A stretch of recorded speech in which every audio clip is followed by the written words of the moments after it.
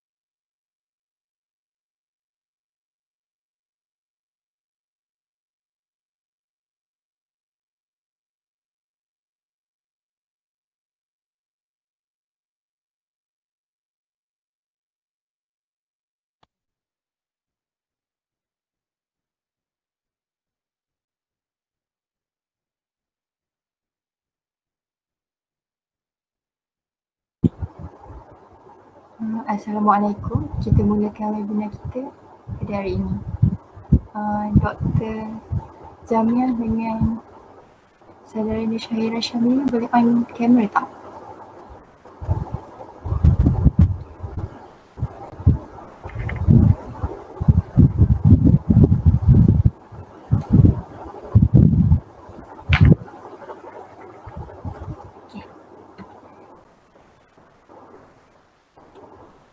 Okay. Assalamualaikum dan salam sejahtera kepada semua. Terlebih dahulu saya mengucapkan selamat datang dan terima kasih kepada para panel kita. Saya Nur Izzati, pelajar dari Fakulti Sains dan Teknologi akan menjadi moderator anda pada hari ini. Dan yang kami hormati Dr. Jamia Mentimana selaku pensyarah kursus pembangunan belia UKM. Apa khabar Doktor?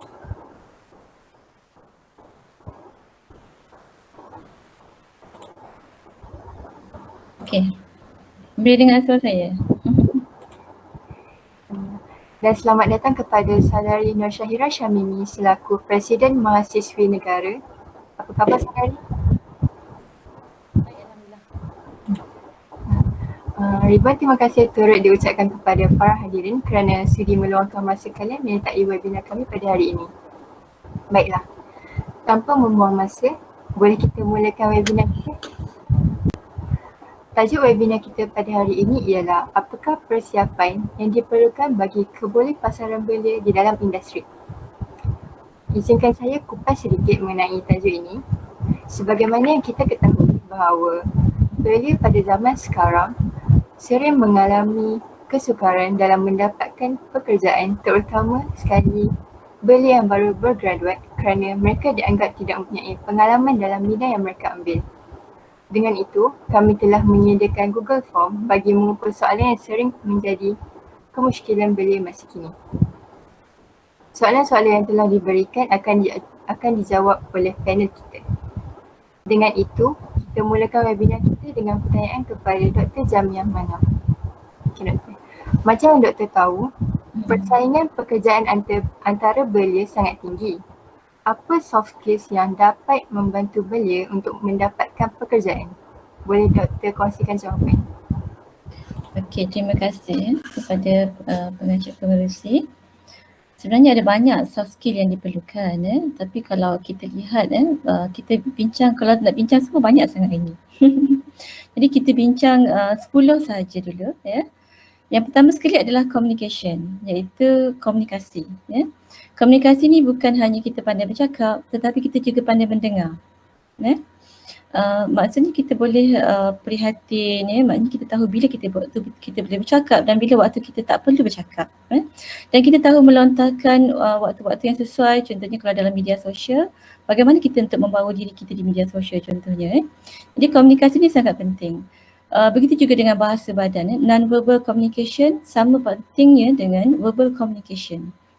Begitu juga dalam penulisan, contohnya dalam email dan sebagainya. Jadi kadang-kadang ini kita dapat lihat komunikasi ni terutamanya bila kita memohon pekerjaan, kita majikan akan dapat melihat daripada aspek kalau anda lihat maksudnya contohnya dari cara kita email, cara kita menulis resume dan sebagainya. Kalau dalam resume itu pun ada masalah komunikasi, mungkin akan dapat dilihat juga lah. Contohnya yang paling ketara adalah mungkin dari segi ejaan, bagaimana kita menulis resume tersebut dan sebagainya. Dan mungkin saya nak guna analogi yang mudah lah untuk soft skill ni, untuk anda mudah nak ingat. Soft skill ni sebenarnya seolah-olah macam kalau kita dalam mencari pekerjaan ni, dalam kita mencari majikan ni dalam mencari pekerja, ibaratnya seperti ibu mertua, bakal ibu mertua mencari menantu. Nak pilih menantu ni macam mana? Jadi kalau kita lihat, kalau anda sendiri, anda letakkan diri anda sebagai calon ibu mertua kan, ataupun bapa mertua. Jadi anda nak menantu yang macam mana? Kan, ni ramai ni calon-calon ni, ramai. Ada berapa sekarang? Ada 22 orang, 23. Jadi mana satu pilihan hati saya untuk saya jodohkan dengan anak saya nanti, yang saya harap boleh masuk dengan keluarga kan. Jadi kalau nak masuk dengan keluarga tu maksudnya dia mesti ada communication skill yang bagus. Maksudnya di mana pun dia diletakkan, dia boleh berkomunikasi dengan baik. Contohnya kalau katalah anda ni adalah Sultan Brunei katakan. Contoh. Jadi anda nak menantu yang macam mana? Anda nak menantu yang takkan anda nak yang mestilah nak yang seorang yang very high profile, seorang yang mempunyai keterampilan yang baik, yang boleh berkomunikasi, yang boleh masuk dengan semua kerabat diraja dengan baik kan. Yang bila anda bawa ke majlis, anda tak rasa malu untuk bawa perkenalkan, oh ini menantu saya. Sebab apa? Sebab pekerja ini adalah dia membawa brand ataupun jenama kepada syarikat ataupun organisasi tersebut. Jadi kita nak, bila kita nak memilih pekerja, kita mesti cari yang bagus kan, sebab dia akan membawa maruah organisasi itu sendiri, akan membawa jenama organisasi. Jadi selain daripada communication tadi, kita perlu ada self motivation. Self motivation ni maksudnya macam mana? Maksudnya pekerja yang seorang yang kita nampak dia sungguh-sungguh. Dia bukannya kita nampak kalau dia buat sesuatu tu dia tak ada kesungguhan pun. Orang yang tak ada kesungguhan ni, dia akan ada masalah besar apabila dia bekerja. Maksudnya kalau contohnya bila dia rasa susah sikit, mungkin dia akan tinggalkan pekerjaan tersebut. Tapi orang yang walaupun dia mungkin kurang kemahiran, kurang ilmu, tetapi dia rajin, dia ada kesungguhan, dia ada passion, biasanya dia akan cemerlang dalam kerjaya. Itu yang kedua. Yang ketiga adalah leadership skill. Leadership skill ni pun sangat penting, maknanya dari segi kemahiran untuk mempengaruhi orang lain untuk melakukan sesuatu. Macam contoh kalau ada projek kan, apabila katalah kita mengetuai satu projek, sejauh mana kepimpinan kita untuk memastikan projek tersebut tercapai objektifnya. Tapi dalam masa yang sama kita tak bergaduh dengan orang lain. Ada orang dia siap kerja, siap on time, tapi dalam masa yang sama dia bergaduh sana, dia bergaduh sini. Semua tu tak nak juga kan. Jadi maksudnya balance antara pencapaian kerjaya dengan hubungan antara manusia. Itu yang kita nak. Okay. Seterusnya adalah responsibility. Nanti kalau terlebih masa beritahu saya. Okay, responsibility tu maksudnya apa? Kebertanggungjawaban. Sejauh mana kita ni boleh dipercayai. Kalau kita diberikan amanah tu boleh percaya tak? Macam contoh, macam sekarang lah contoh kalau anda lihat yang sekarang ni, kalau kita lihat sekarang ni yang agak hot ialah kisah Neelofa kan.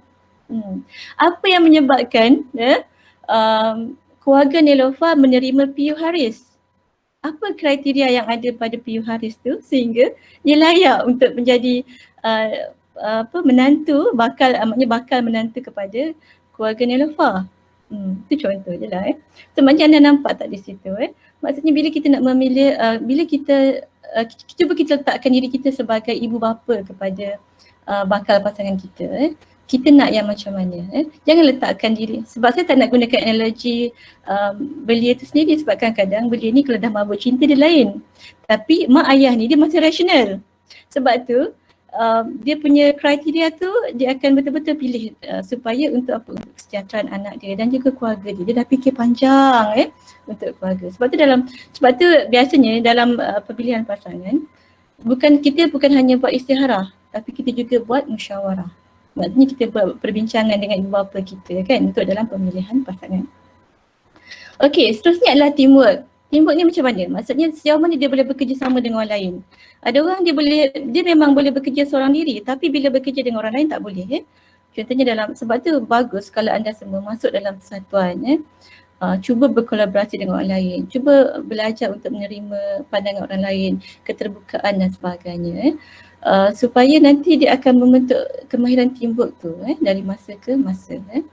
Okey, seterusnya adalah problem solving. Yang ni sangat penting, penyelesaian masalah. Bagaimana kita mampu untuk menyelesaikan masalah dengan baik.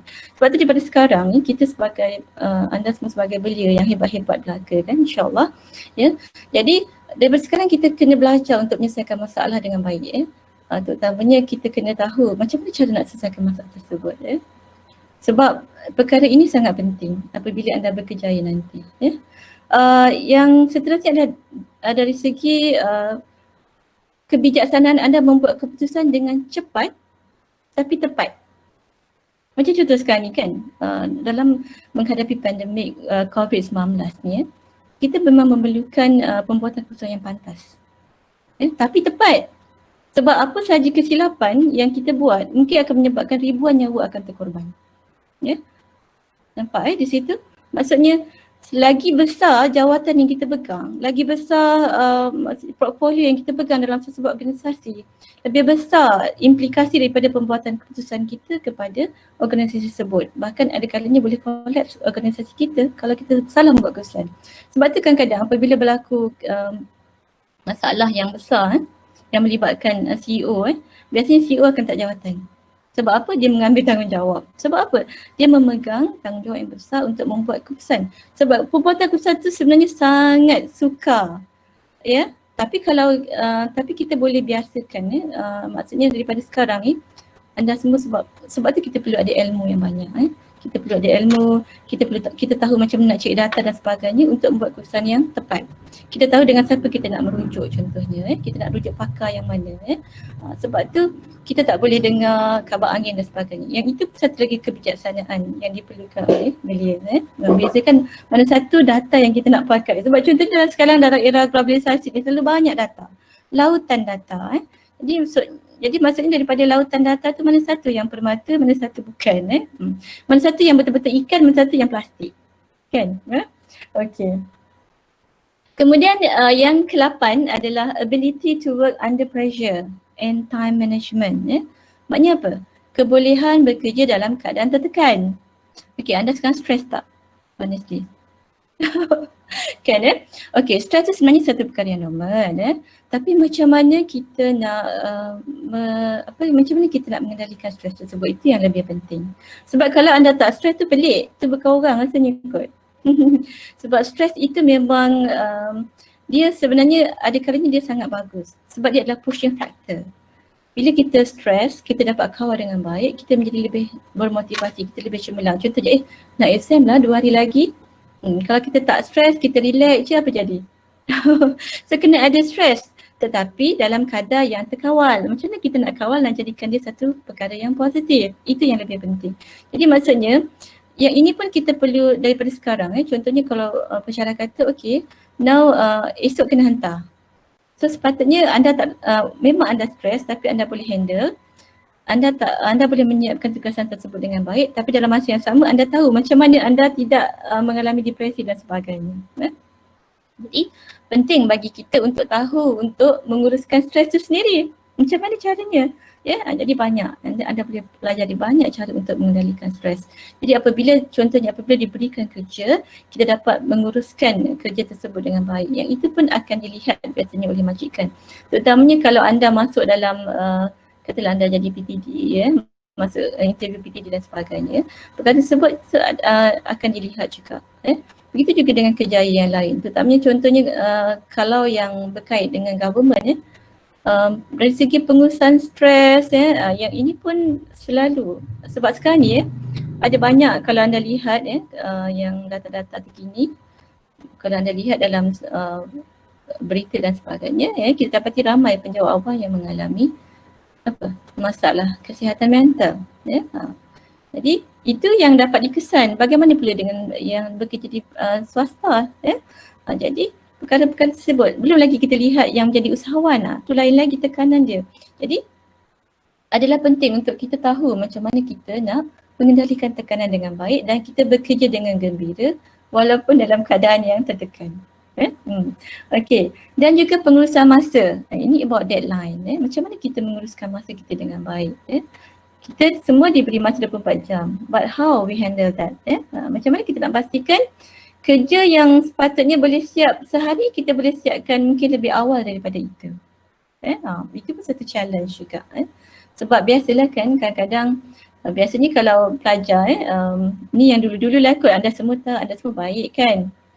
Jadi pelajar saya yang adalah yang dulu-dulu kan, dululah so kita bagi masa katalah 2 minggu, tengok tak siap lagi. Okey, I bagi masa lagi seminggu lagi pun tak siap juga. So kalau boleh, tapi ada juga pelajar saya yang hebat pelajar saya pun hebat alhamdulillah. Jadi mereka ni saya tak suruh buat lagi pun dah buat. Yang itu sangat proaktif. Itu memang sangat bagus lah. Dan biasanya pelajar-pelajar ni bila mereka berada di luar, di luar dunia belajar, maknanya lepas tamat bergraduat, mereka memang berjaya dengan cemerlang. Sebab mereka punya sifat-sifat positif yang begitu ketara. Yang mana mereka ni ibarat kita kata ibarat benih yang baik campak ke laut jadi pulau. Hebat tu kan. Maknanya dia boleh survive di mana saja mereka berada sebab dia ada attitude yang baik tadi. Kemudian dari segi flexibility, keupayaan kita untuk beradaptasi dengan perubahan. Macam sekarang ni kan, kehidupan sangat dinamik. Contohnya paling mudah kita tengok pandemik COVID-19 ni. Bila berlaku kita semua terpaksa berubah kan. Dulu kuliah dalam secara kita boleh bertemu petang mata, secara kita boleh buat dalam dewan kuliah dan sebagainya kan. Tapi sekarang ni kita terpaksa guna online. Banyak perubahan. Dulu kita boleh keluar sesuka hati pergi shopping kan. Sekarang ni boleh shopping juga tapi kita pergi Shopee ke Lazada dan sebagainya. So keadaan dah berubah. Dulu kita guna wang tunai kan. Sekarang ni kita banyak menggunakan apa? Banyak kita menggunakan online, semua online kan. Jadi tapi kalau kita mudah beradaptasi dengan perubahan, kalau anda lihat orang-orang yang sangat adaptif ni, mereka walaupun dalam keadaan macam ni, mereka mengambil kesempatan untuk membuat keuntungan berjuta-juta. Contoh paling mudah kita tengok Amazon. Shopee sendiri, Lazada. Mereka ni maknanya organisasi tersebut maksudnya mereka mengambil kesempatan ini menggunakan cabaran yang ada sebagai peluang untuk membina kejayaan. Yang kita nak tu dalam kalangan belia kita. Dan akhir sekali adalah negotiation dan juga conflict resolution. Ini pun penting. Maksudnya ni termasuk juga dalam soal EQ. Macam mana kita boleh, sejauh mana kita ni boleh mengawal emosi kita. Anda semua boleh tak mengawal kemarahan dengan baik? Kadang-kadang geram kan, tapi boleh senyum. Boleh relax je kan. Itu memang hebat lah kan. Padahal ni geram ni rasa macam nak tumbuk je kan. Tapi okey tak apa, okey. Saya okey Macam tu kalau anda boleh ada 10 soft skill ni, insyaAllah saya rasa maksudnya kalau saya nak cari menantu senang ni okey, senang saya nak pilih yang ni boleh, yang tu boleh, tapi saya nak yang paling best sekali okey, mana satu idaman kalbu. Okey, terima kasih. Terima kasih doktor atas pendapat. Jadi kita sebagai belia perlu menguasai 10 soft skill yang doktor dah sebutkan bagi mendapatkan tempat dalam bidang yang kita ceburi. Kita pergi ke soalan seterusnya. Saya nak tanya pendapat nurse saudari kita. Ramai anak muda atau belia yang tak cakna pasal perkembangan hal-hal politik sebab mereka anggap perkara ni tak penting. Daripada pendapat saudari, adakah belia perlu berpengetahuan dalam perkembangan politik dalam dan luar negara bagi menempatkan diri mereka dalam industri? Okey, baik. Boleh dengar ke? Okay, baik. Bismillahirrahmanirrahim. Assalamualaikum warahmatullahi wabarakatuh. Selamat petang terutama kepada Dr. Jumiah. Salam perkenalan buat doktor. Terima kasih kepada moderator, kepada jemputan dan seluruh kepada yang yang menyaksikanlah webinar pada hari ini. Semoga bermanfaat semuanya. Baik, kalau kita tengok bicara pada hari ini yang kata pasal kebolehpasaran graduan ataupun kita tengok graduate employability kan, tapi diskopkan kepada belia lagi besar. Jadi pertama sekali kita kena tengok juga apa yang kita maksudkan, apa fahaman yang kita nak fahamkan, apa itu penglibatan politik sebenarnya. Kalau tanya pasal politik kan, sebab saya pun orang kata tak arif sangat pasal politik. Tapi bila dibagi soalan-soalan macam ni saya rasa sangat killer lah sebenarnya doktor. Soalan ni sangat killer bagi saya. Tapi insyaAllah kita cubalah. Okay.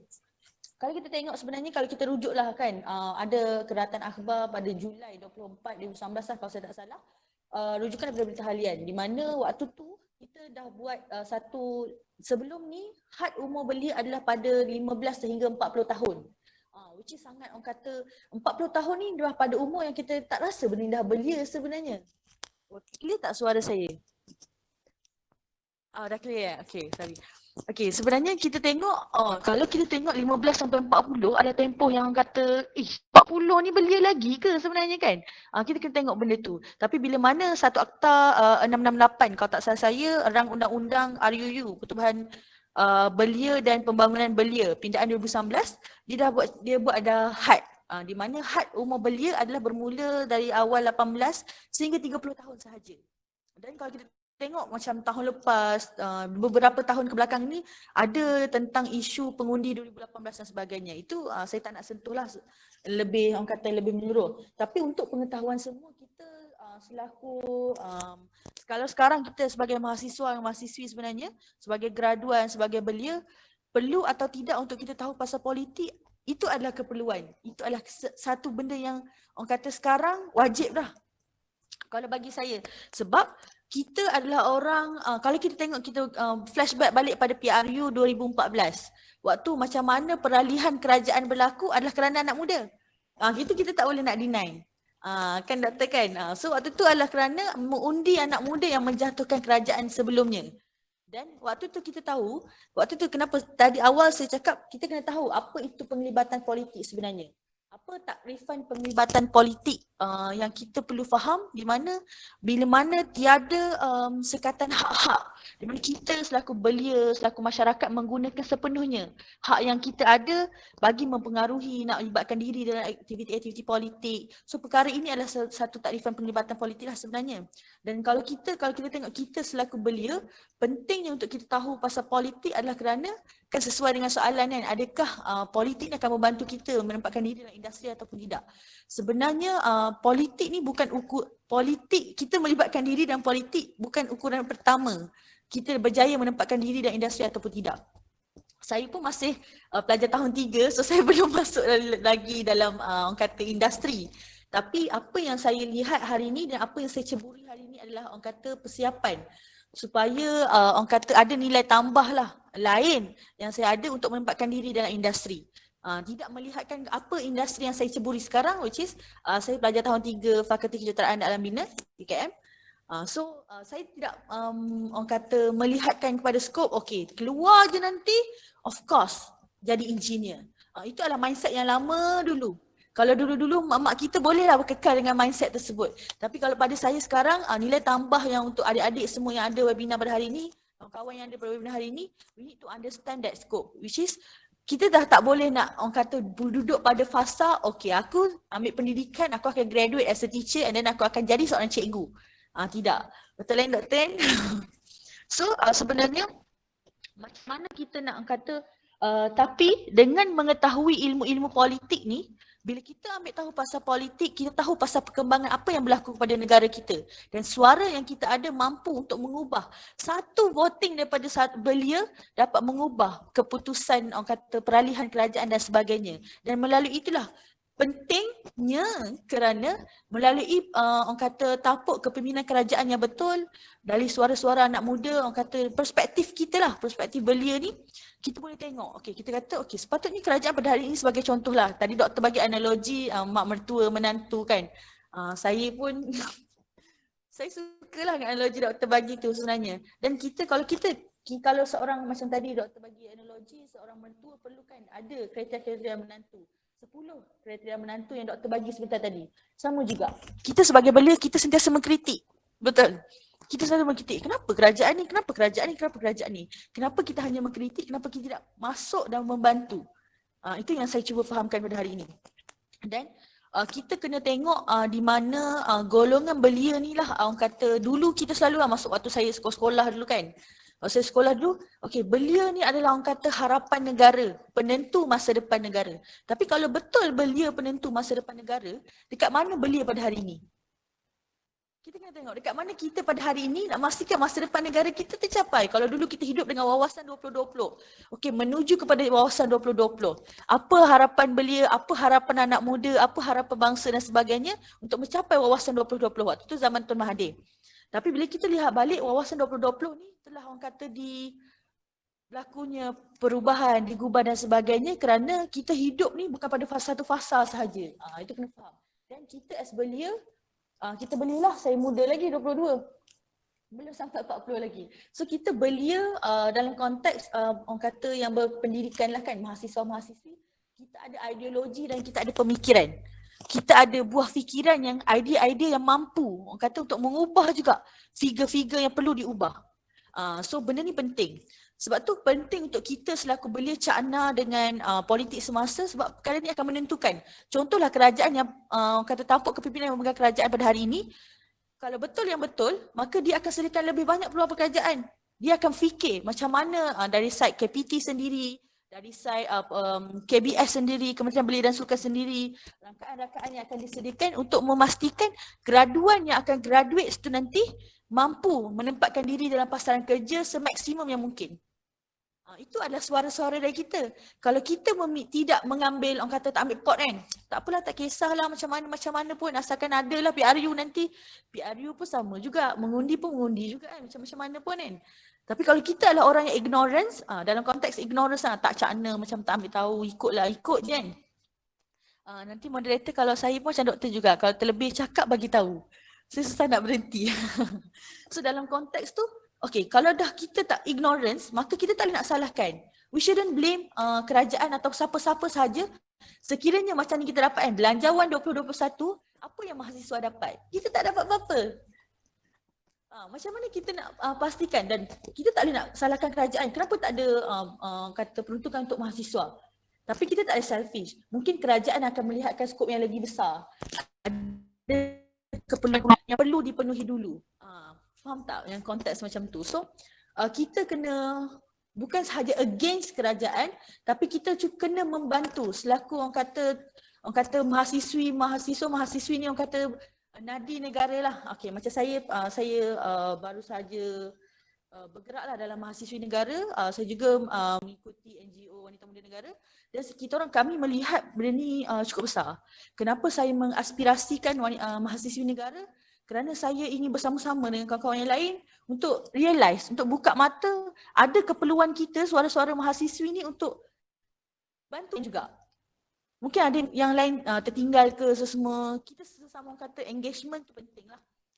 Dan benda ni juga sebenarnya macam doktor, saya suka doktor cakap tadi melibatkan diri organisasi. Yes, melibatkan diri organisasi bukan satu bebanan. Dia kata jiwa lah. Macam tu. So melibatkan diri dalam organisasi adalah satu nilai tambah yang menempatkan kita, membezakan kita dengan graduan-graduan yang lain nanti. Macam tu. Lepas tu macam doktor ada cakap juga kan pasal teamwork, problem solving, decision making. Yes. Benda ni sangat penting dan bila mana kita dalam organisasi, kita memahami struktur-struktur, tambah-tambah kita berada dalam organisasi yang based di politics. Tak salah untuk sebagai mahasiswa-mahasiswi untuk join benda tu. Bila mana kita join benda tu, kita berada pada satu dunia, orang kata next level lah. Kita belajar pasal decision making. Saya sendiri belajar macam mana nak buat decision making ni.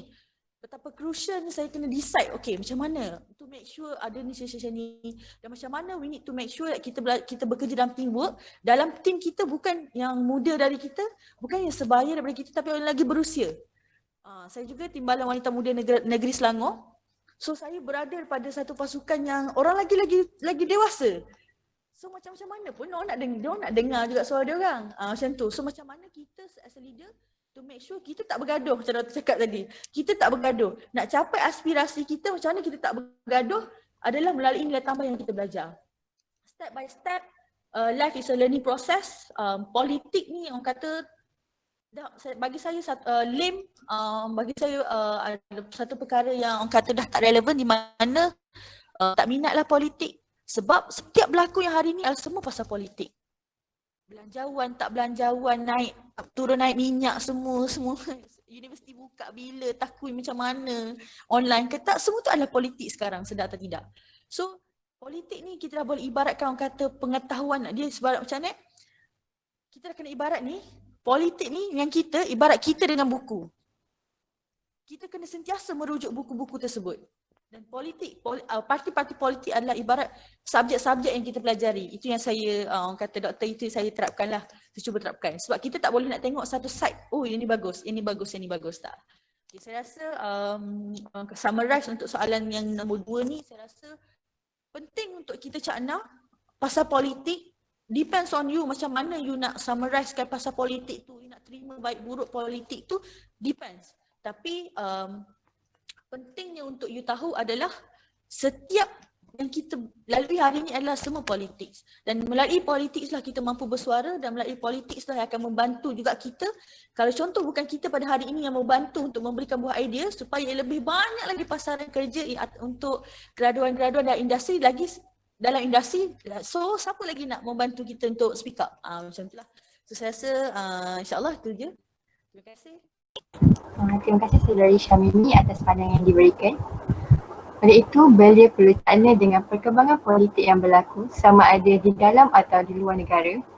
Belia juga tak seharusnya pandang remeh isu perkembangan politik ni sebab mereka merupakan masa depan negara dan seseorang yang bakal memimpin negara pada satu masa nanti. Okay.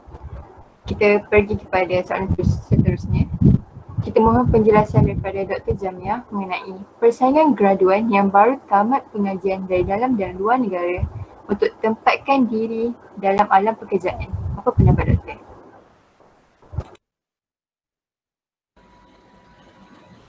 Okey, terima kasih.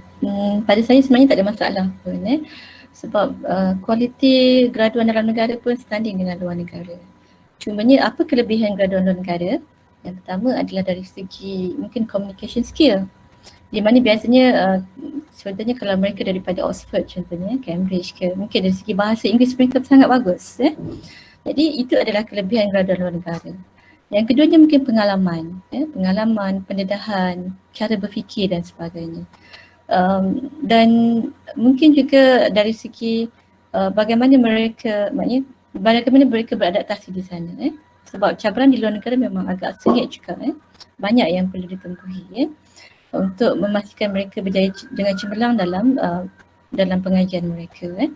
Akan tetapi kerana sebab sebenarnya kita boleh maknanya tak ada masalah pun, tak ada kurangnya pelajar graduan dalam negara. Sebab apa? Semua tu kita boleh perolehi kalau kita ada usaha. Bahkan mungkin pelajar dalam negara lebih hebat daripada pelajar luar negara.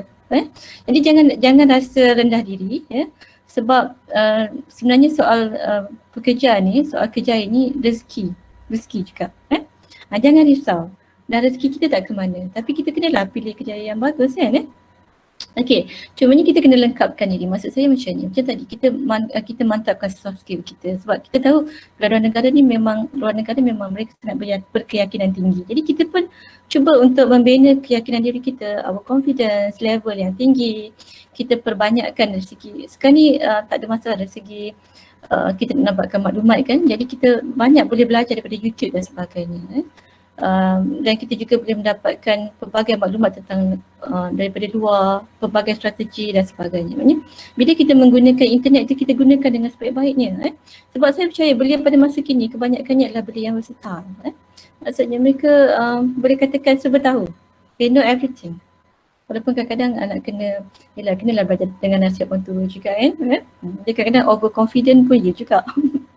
Jadi maknanya macam nak balancekan keadaan tersebut. Maknanya bagus, maknanya keyakinan yang kita ada itu saya rasa bagus dan kita boleh membina jaringan hubungan sebab kelebihan pelajar luar negara ni mereka ada jaringan hubungan yang rapat dengan berbagai negara.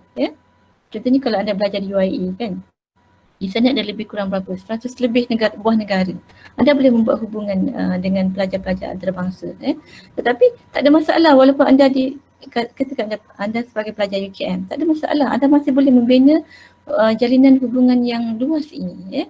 Sebab dengan adanya kemudahan internet, saya tak ada masalah. Okey. Jadi maksudnya apa? Graduan dalam negara tak perlu risau. Tak perlu risau dengan persaingan daripada graduan luar negara. Anda sama-sama hebat. Kita berada dalam gelanggang yang sama, insyaAllah. Tapi insyaAllah kalau siapa yang cemerlang, dia akan terkehadapan. Dan bagi saya sebenarnya graduan dalam negara ni dia ada banyak kelebihan sebab kita dah biasa dengan situasi di sini. Contohnya kalau anda semua, contohnya dalam bidang perubatan, sukar sebenarnya bagi graduan perubatan luar negara untuk beradaptasi dengan situasi di Malaysia. Ada banyak halangan yang mereka tempuhi. Tapi anda sebagai pelajar dalam negara terus saja diserapkan beradaptasi dengan situasi di Malaysia. Jadi itu satu kelebihan pelajar dalam negara. Dan lagi satu, jangan risau soal gaji, soal kenaikan pangkat, semua sama.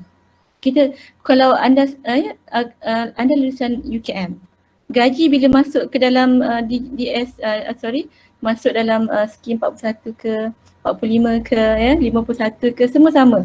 Tak ada beza antara Oxford ke dengan UKM, sama. So jangan risau. Maknanya peluang tetap sama. Cuma yang penting sekarang kita bina keterampilan diri kita, dan pastikan anda adalah yang orang kata kalau rugilah tak ambil dia ni, sepatutnya kita ambil ya. Macam tu, orang kata ruginya tak ambil dia ni bagus sangat. Kita boleh bantu organisasi kita untuk mencapai kecemerlangan dan sebagainya. Okey, tu je. Okey, terima kasih doktor. Demikian tadi pendapat doktor mengenai persaingan antara graduan yang baru tamat pengajian dari dalam dan luar negara untuk dapatkan pekerjaan. Baiklah, soalan saya kepada panel yang kedua. Musim COVID-19 ni ramai masyarakat termasuk belia terpaksa diberhentikan kerja akibat kemerosotan ekonomi.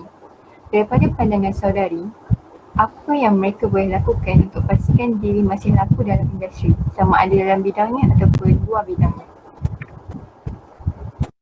Okey, baik. Bismillahirrahmanirrahim. Kalau kita tengok balik yang ni juga orang kata saya pun masih belajar lagi lah sebenarnya doktor kan. Dan semua kan. Tapi apa yang kita boleh tengok sebenarnya untuk mengenai pandemik COVID-19 terutama tak dengar ya.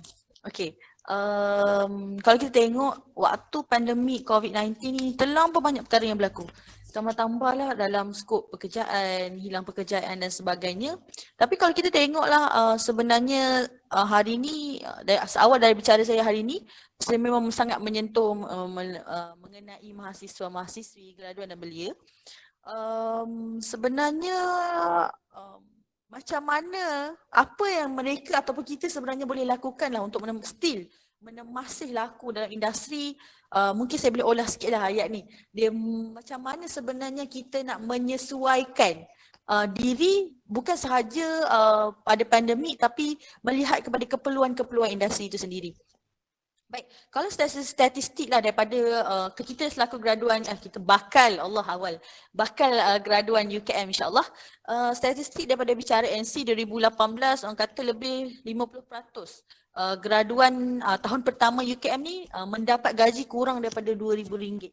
So perkara tu orang kata tidak menjadi satu benda yang orang kata abnormal lah, luar biasa lah sekiranya ada persaingan. Memang akan ada persaingan dalam orang kata setiap bidang-bidang yang kita ambil ni. Persaingan sentiasa ada dan itu adalah bukti jurang persaingan antara orang kata dalam ekonomi negara lah sebenarnya. Tapi kalau kita tengok balik, kerana pentingnya untuk kita sendiri selaku orang kata mahasiswa yang masih belajar, apa yang kita perlu persiapkan diri sebelum kita ke alam, orang kata bukan alam tu alam lain. Macam mana kita nak menempatkan diri sebelum kita keluar daripada UKM, keluar daripada kita punya comfort zone. Comfort zone tu. Macam mana kita nak keluar daripada kita punya comfort zone, apa preparation yang kita perlu sediakan. Macam doktor cakap tadi ada 10 benda yang kita perlu siap sediakan. So benda ni sangat relate lah sebenarnya. Dan pentingnya pembelajaran di luar bilik larjah dan sebagainya. Soft skill, selain daripada soft skillkan diri, which is tanggungjawab dan sebagainya sebentar tadi, ada juga soft skill yang lain. Mungkin kita perlu pakar dalam bidang IT, kita perlu memonopoli, kita perlu dominan. Dan kenapa perlunya orang kata subjek-subjek citra sebagai nilai tambah dalam kita punya orang kata bukan sahaja result dan sebagainya. Dia sebagai nilai tambah kepada kita punya diri sendiri punya soft skill kita lah sebenarnya. Dan untuk kita nak pastikan X factor ni, kita kena ada orang kata setiap orang macam saya sendiri, kita perlu ada apa wow factor kita membezakan kita dengan orang lain. Itu penting. Itu adalah tips-tips orang kata benda-benda yang kita ada. Sekarang kita pada fasa preparation. Di mana kita macam saya pelajar tahun 3, kita adalah pada fasa preparation 2 tahun sebelum saya menghabiskan, orang kata menamatkan saya punya pembelajaran dekat Universiti Kebangsaan Malaysia. So dalam tempoh 3 tahun ni bukan sahaja saya kena intern, bukan sahaja saya kena orang kata menguasai segala orang kata sistem-sistem yang perlu dipelajari sebagai engineer dan sebagainya. Mungkin sebagai seorang cikgu nanti sesiapa dalam bidang pendidikan, apa yang perlu dia orang kata master, dia perlu master sebelum dia keluar. Itu adalah orang kata benda-benda yang penting yang kita perlu prepare sebelum kita masuk menempatkan diri dalam pasaran industri. Dan benda yang paling penting adalah kemahiran-kemahiran yang telah diterapkan yang kita belajar kat UKM of course, dan kemahiran-kemahiran yang kita belajar sendiri macam tadi berorganisasi dan sebagainya, itu sangat penting. Di mana itu adalah orang kata key kunci lah, kunci segala kunci. Kita dah ada ijazah, orang kata I made it to the end, I graduate and I dapat CJ, dapat scroll, I ada that scroll. Tapi bukan saya seorang je ada scroll tu. Ada ramai lagi scroll-scroll yang lain. Ramai lagi graduates yang ada scroll. Ada membezakan kita adalah pointer, kelas pertama, kelas kedua, kelas ketiga dan sebagainya. Tapi perkara tu orang kata tidak dipandang secara serius dah sekarang. Apa yang orang pandang adalah nilai tambah yang berikutnya. Apa membezakan kita, wow factor yang ada pada kita dengan wow factor yang ada pada orang lain. Macam yang kita diterapkan dalam UKM kan. UKM bukan hanya untuk menerapkan pasal belajar, ada subjek-subjek citra yang lain. Macam kita orang setiap lah ada kan. Ada pasal English. Kenapa penting communication macam Dr. cakap tadi kan. Mungkin as engineers kita orang lag dalam communication. Tak tahu nak bercakap, masuk ruang bilik interview nanti tergagap-gagap. Itu antara benda yang saya belajar tahu waktu first year, second year. Lecturer saya cakap, I know you are all engineers. Dia cakap macam tu tau. Tapi you guys need to know bila you masuk dalam bilik interview, most of you cannot speak. Dia cakap macam tu. Saya cakap, cannot speak? What do you mean by cannot speak? Maksudnya kita tak ada capability, kita tak ada ability untuk bercakap macam sepatutnya pelajar UKM orang melihat orang adalah orang yang berketerampilan, graduate yang kata competence, yang holistic. So itu adalah UKM. Orang tengok student graduan UKM. Tapi kita selaku graduan UKM, kita tak utilize, tak betul-betul menggunakan segala kemudahan yang UKM telah terapkan kepada kita termasuk subjek citra. Kerana ada orang yang menganggap subjek citra ni satu benda yang membebankan. Even saya pun menganggap kadang-kadang subjek citra ni membebankan. Tapi sedangkan subjek citra ni sebenarnya sedar atau tidak membantu menjadi nilai tambah untuk kita punya skill, soft skill dan sebagainya. Dan kemahiran-kemahiran yang lain. Kalau kita tengok balik plan strategik KBS. Plan strategik ni rangkaan 2016 hingga 2020, ada teras ketiga yang mengatakan bahawa penciptaan pekerjaan yang menekankan bahawa mentransformasikan kemahiran keusahawanan, kemahiran TVET, soft skill, meningkatkan ekonomi anak muda bagi membuktikan kemahiran keusahawanan ini penting dan mendapatkan perhatian kerajaan. So kalau kita tengok kan, sekarang musim pandemik bukan sahaja Shopee, memang laris Shopee tu. Kalau ada duit bolehlah kat Shopee. Tapi macam mana kita nak tengok ni, kita punya fresh graduates, even kawan-kawan saya yang masih belajar pun kat rumah kan online kelas kan. So malam diorang jual burger. So itu adalah inisiatif-inisiatif yang kreatif. Jual burger, saya rasa benda tu sangat, orang kata burger ni sangat benda yang lazat lah untuk rakyat Malaysia sebenarnya. Jual burger, jual Vietnamese roll, jual bergedil. So itu adalah inisiatif yang dia nak menampakkan diri juga. So dianggap bila aku starting dekat COVID ni benda COVID ni ada juga benda yang memudahkan sebenarnya kalau kita tengok baik doktor. Sebab COVID ni bukan sahaja kita belajar online, tapi kita ada orang kata masa-masa yang kita boleh spend untuk kita jana pendapatan lah, untuk orang-orang yang pandai jana pendapatan ni. So kita tak boleh nak pandang rendah kalau orang yang buka kedai burger, orang yang buka jual bergedil, tiba-tiba kau jual baju ke? Biarlah. Kau jadi stokis ke, dropship ke, agent ke? So itu adalah inisiatif yang diorang guna untuk diorang grab tau. Sebab waktu COVID je mudah benda tu, orang akan tengok. Bila dah habis COVID, insya-Allah kita mengharapkan COVID ni habiskan insya-Allah. So benda tu diorang dah ada base tau. Diorang dah ada orang kata orang strong foundation. So diorang akan develop daripada agent jadi stokis. Lepas tu dia dah macam ni. So itu adalah perkara yang sebenarnya kita semua sedang apply. Dan bagi saya tips ke sesemua tu adalah bergantung pada diri sendirilah. Sedangkan kerajaan pun dah ada banyak skim-skim. Macam sebelum ni kita ada skim SLIM, iaitu skim kemahiran untuk menempatkan orang kata graduan untuk pasal orang kata apa, kemahiran semua tu. Kita juga ada MARA, bawah giat MARA, kita ada banyak. Dan kita ada juga orang kata skim-skim yang digunakan, dan kita ada bantuan-bantuan daripada kerajaan, sedar atau tidak. Kalau contohlah kan moderator kita suka jadi YouTuber kan. Sebenarnya sedar atau tidak, Finas ada menyediakan skim latihan. Skim latihan tu you register, you isi borang, peruntukan semua disediakan oleh Finas. You hanya pergi selaku orang kata orang yang nak belajar sahaja. Nanti bila you dah tamat tempoh latihan dengan Finas, you akan sign agreements dan sebagainya. Dia akan bagi modal untuk you start you punya orang kata YouTube channel sendiri semua dan sebagainya. So benda tu orang kata, before this kan ada isu, kenapa tiba-tiba jadi YouTuber kena bayar ni? Kenapa nak buka channel, kenapa dan kenapa banyak kenapa ni kita ni? Sebenarnya kita tak lihat, kita tak tahu dan kita tak ambil tahu dan kita tak melihat pada skop yang lebih jelas. Sebab kita nak kurangkan cetak rompak dan sebagainya kalau kita tengok balik Finas sebagainya. So kerajaan sebenarnya banyak inisiatif-inisiatif daripada kerajaan yang kita sendiri, kalau kita boleh baca buku, kenapa kita tak boleh tengok Google. Apa lagi inisiatif yang kerajaan boleh bagi ya. Boleh Google macam tu. So itu secara tidak langsung kita boleh orang kata menyesuaikan diri kita untuk keperluan industri. Bukan hanya industri, bukan industri yang kena orang kata industri perlu dirangka untuk memenuhi kehendak graduan. Tidak. Kita yang perlu merangka diri sendiri macam mana untuk memenuhi orang kata kehendak industri. Dan ingat daripada awal saya cakap, kita tak boleh, saya engineer, saya keluar, saya kena jadi engineer. So benda tu sangat stressful, sangat-sangat stressful. So apa yang kita belajar is a learning process. Nak tak nak kena belajar. So cari nilai tambah, insya-Allah. Itu saja, terima kasih. Terima kasih atas pandangan yang sangat jelas.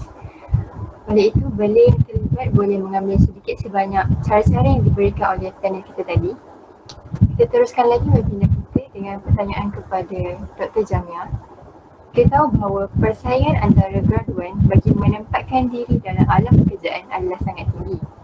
Oleh itu, adakah masih relevan bagi graduan yang nak pilih kerja berdasarkan kursus yang diambil di universiti ataupun bukan?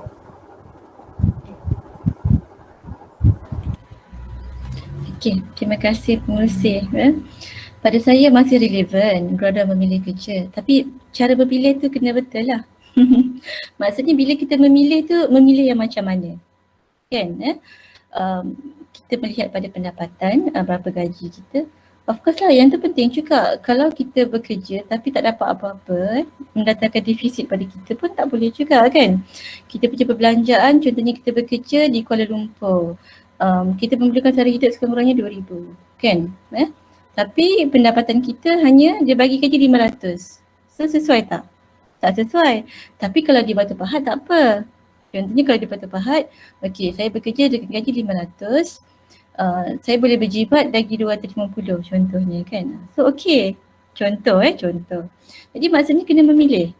Begitu juga yang banyak perkara yang kita perlu pilih. Yang pertama adalah faktor halal. Kejayaan tersebut halal ke tidak? Kan, bila kita bekerja kita kena tengok halal ke tidak. So contohnya kalau kita dah tahu, contoh kalau yang umat Islam kan, kita tahu kalau takkan kita dah bekerja di kilang arak ataupun di kasino, of course lah tak boleh kan. Jadi itu dah melanggar integriti kita sebagai seorang Muslim kan. Jadi perkara begitu kita perlu ambil kira. Itu yang pertama. Dari segi, kemudian kita kena memilih dari aspek apa? Aspek keselamatan. Contohnya kalau kita tahu tempat tersebut memang, contoh kalau sekarang, kalau kita nak bekerja di Amerika, anda sanggup bekerja di sana? Tak sesuai kan sebab anda memang akan mengundang malapetaka. Okey.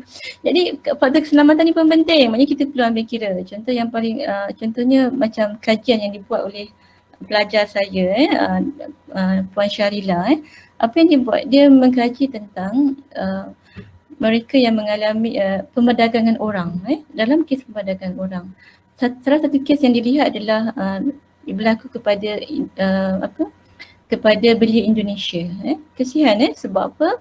Dia pada asalnya dia ditawarkan dengan pekerjaan. Jadi oleh kerana dia tak siasat dengan betul, apa yang berlaku? Dia diperdagangkan. Asalnya untuk mungkin sebagai membantu rumah dan sebagainya. Tapi akhirnya bila sampai ke Malaysia dia dilacurkan. Jadi maksudnya belia kena berhati-hati, kena memilih. Begitu juga jangan mudah terpedaya dengan tawaran-tawaran diberikan. Sebab tu juga banyak kes peretai dadah. Kita tak nak berlaku macam tu. Memang boleh kita memilih. Tapi memilih yang bagaimana? Maknanya dari segi keselamatan dan sebagainya. Sebab tu kalau boleh anda walaupun kerja itu simple tolong buat istiharah dan bermusyawarah dulu. Sebab kita tak tahu implikasi pekerjaan itu kepada kita.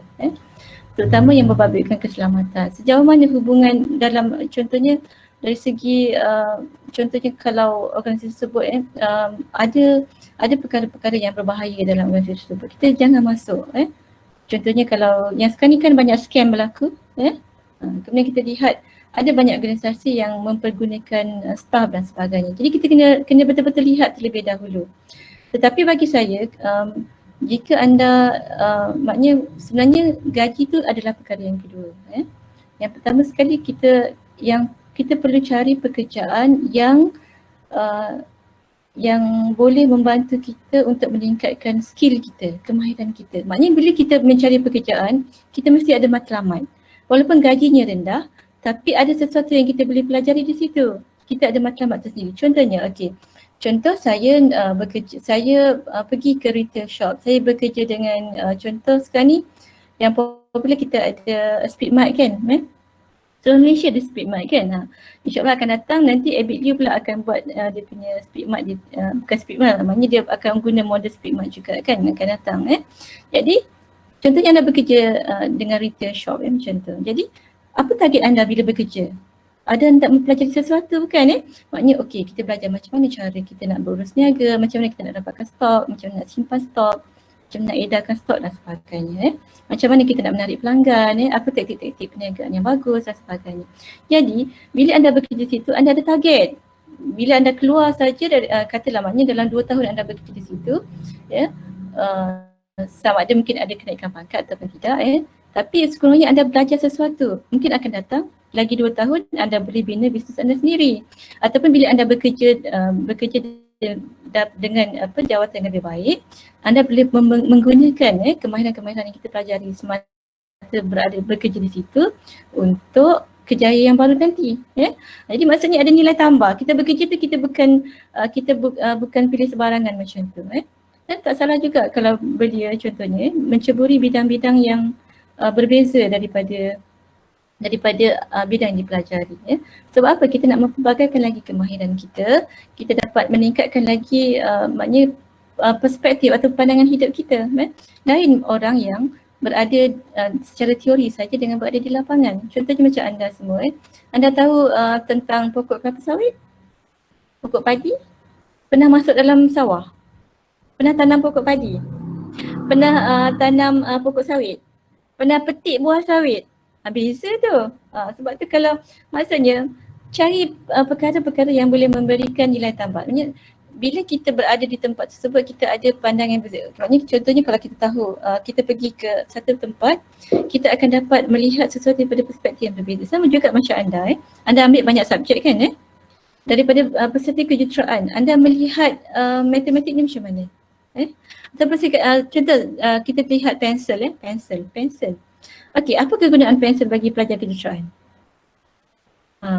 Apa kegunaan pensel bagi pelajar sains sosial? Anda ambil subjek lain pula. Apa kegunaan pensel bagi pelajar biologi? Dia lain. Jadi tapi bila anda ambil semua subjek tu, ambil merasai sendiri pengalaman belajar dan sebagainya, anda akan melihat daripada beberapa segmen pemikiran yang berbeza. Jadi anda ada minda anda tu lebih terbuka, lebih luas. Sebab tu maksudnya bila kita bekerja, kita ada target.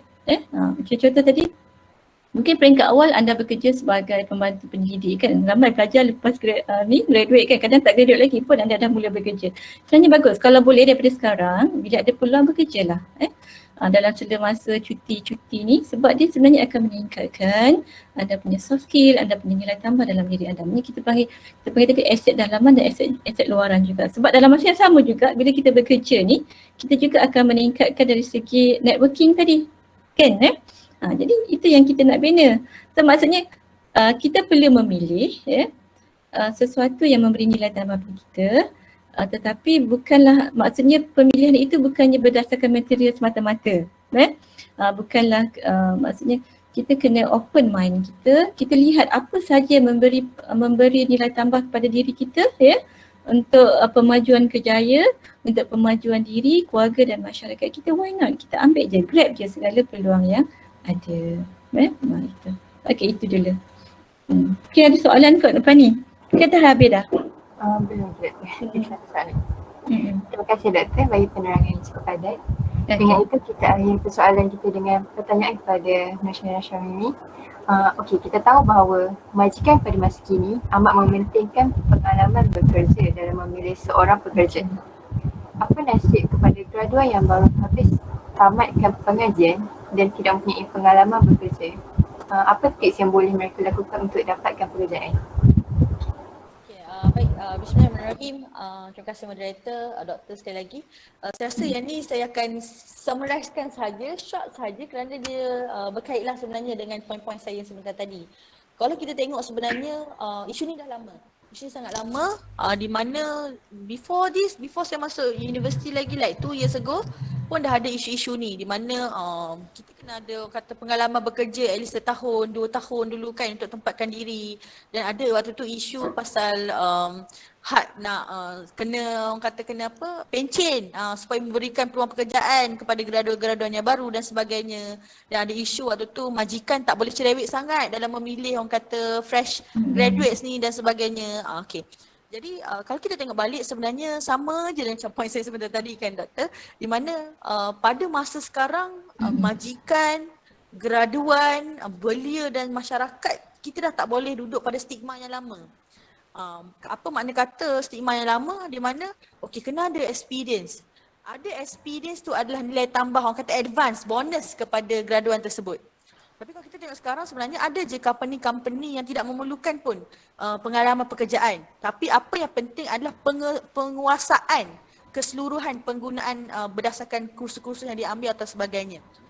Tapi berdasarkan apa yang saya orang kata dengar, saya punya senior dan sebagainya, dia orang kata, oh tak apa Mimi, awak proceed je macam-macam pun at least kena tahu software macam ni, awak kena tahu guna ni, yang paling penting ni awak kena pandai ni, pandai bercakap. Oh dia cakap macam tu, saya cakap oh penting ke bercakap ni sebenarnya? Macam doktor cakap tadi, benda tu adalah nilai tambah. Communication sangat penting, bukan hanya pandai bercakap tapi kita tahu nak buat macam mana. Macam tu. So kita dah tak boleh bergantung harap orang kata pada bekerja ni depends on certain bidang sahaja macam saya cakap tadi. Dan kita dah tak boleh untuk orang kata dah strictkan mindset kita dah kena free mind lah. Kita dah kena freekan minda kita pada mana okey. Kalau aku macam doktor cakap tadi lah, kalau aku rasa pekerjaan ni sesuai, mampu dengan kemampuan diri, tak orang kata tak melebihi, tak melanggar syarat dan sebagainya, then go ahead. Macam doktor kata betul, gaji tu nombor 2, yang paling penting adalah benda tu ikhlas lah, kita ikhlas lah buat kerja kan. Saya rasa itu penting sekarang. Dan kita tak boleh nak macam, oh aku ni ada degree tau, kenapa aku bekerja pada sama dengan orang-orang yang ada diploma ataupun sijil kemahiran. Kita dah tak boleh nak level macam tu lah. Kita pada masa sekarang adalah kita mengadaptasi macam saya cakap tadi. Kita yang menyesuaikan diri.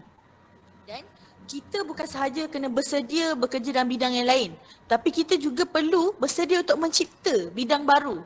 Kita contohlah kan sekarang banyak cokoja betul tak? Sedap cokoja ni, bijak orang-orang yang buat cokoja ni. So tiba-tiba ada AB cokoja, tiba-tiba ada choco crunchy, tiba-tiba ada morgasm. So mereka menyediakan peluang-peluang pekerjaan kepada orang lain. Dan kalau kita tahu, diorang punya founder ni adalah mahasiswa-mahasiswi je sebenarnya. Betul. So macam mana orang-orang macam ni, saya sangat orang kata salute lah, saya sangat respect lah. Orang-orang ni mampu untuk menyediakan peluang pekerjaan kepada kawan-kawan yang lain.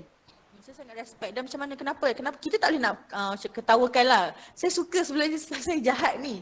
Saya ketawakan kawan-kawan saya yang jadi ejen. So bukan ketawakan saja, kenapa nak jadi kan? Tak apa ke kan? Tapi sebenarnya benda tu adalah peluang pekerjaan. Diorang jadi stokis, buka ejen dan sebagainya, diorang membuka peluang-peluang pekerjaan kepada orang lain. Tu adalah nilai-nilai murni lah sebenarnya kan. Dan kita ni mentality kena kuat lah. Stigma dari awal saya kata stigma pemikiran. Kita dah tak boleh duduk pada pemikiran zaman, orang kata zaman Tun Razak. Zaman lama-lama tu tak boleh dah. Kita kerana sekarang kita kena tengok kerajaan pada hari ini, kerajaan muafakat, kerajaan perikatan, kerajaan-kerajaan yang advance. So kita kena melihat kepada, kita pun kena ada mentality yang advance. Orang sekarang, dulu 2020 kita ingat naik kereta terbang. Rupanya kereta masih pada jalan raya guys. So macam mana kita nak sesuaikan balik? Kata 2020 ada kereta terbang, kapal terbang pun tak terbang 2020 ni. So kita kena sesuaikan kita punya pemikiran, kita punya ideologi, idealisme kita dengan isu semasa, dengan peredaran semasa lah. Ikut kesesuaian macam doktor cakap. Saya suka first time saya sharing dengan Dr. Citra, doktor daripada Pusat Pembangunan Belia UKM. Dan saya suka bila dengar doktor share tips-tips macam tu, dia buat kita rasa macam tak apa, tak kena fikir sangat ni, jangan stres-stres nanti nak kerja apa, nanti pun dapat kerja ke kan. Itu kita risau sebenarnya. Dan benda paling penting yang saya suka sekarang adalah macam saya sendiri, saya orang kata banyak benda lah kan doktor kan, stres, MCO ni semua. Tapi kita kena ada cara macam mana kita nak lepaskan stres kita kan. So benda yang saya rasa sesuai lah untuk semua orang terapkan dari awal sampai sekarang. Kita tak tahu what's coming untuk 2021, 2020 dan sebagainya. So kita kena jadi seorang yang fleksibel. Kita kena jadi seorang yang orang kata adaptif. Senang untuk kita adapt dengan keadaan sekeliling. Dan kita kena jadi seorang yang open minded dan berani. Kita dah tak boleh orang kata aku tunggulah nanti dia respon atau email aku contoh kan. Mesti dapat punya kerja kat sini sebab selalunya orang dapat. Tak boleh. Kita kena try and error for almost everything we do. So kita kena memang aku tak berani nak cakap kat depan macam mana ni, tunggu orang lain lah. Tak. You need to push yourself, we need to push ourselves untuk capai satu tahap. I'm ready for the industry. I'm ready untuk buat sesuatu yang beyond our limit. So saya rasa itu sahaja. Jadilah orang yang saya rasa sekarang kan, jadilah orang yang fleksibel. Orang nak cakap apa cakap lah, macam-macam mana pun kita tahu apa yang untuk kita buat untuk tolak diri kita ke depan, itu penting. So jadilah mahasiswa yang holistik, lupa pula. Mahasiswa yang holistik, berdaya saing, progresif. Yang paling penting adalah ada nilai murni dan bermanfaat untuk semua. Terima kasih. Terima kasih saudari atas pendapat yang sangat berguna. Dengan itu, soal jawab kita telah tamat. Ada apa-apa soalan daripada penonton yang ingin diajukan kepada ahli panel? Kalau ada, boleh on mic.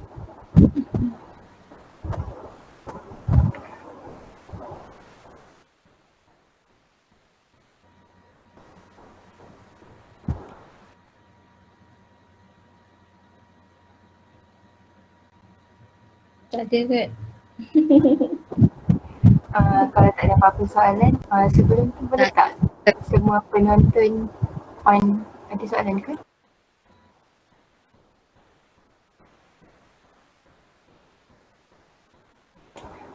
Sebelum kita habiskan webinar ni, boleh tak semua penonton on camera sebab hasil daripada kami punya report untuk kursus pembangunan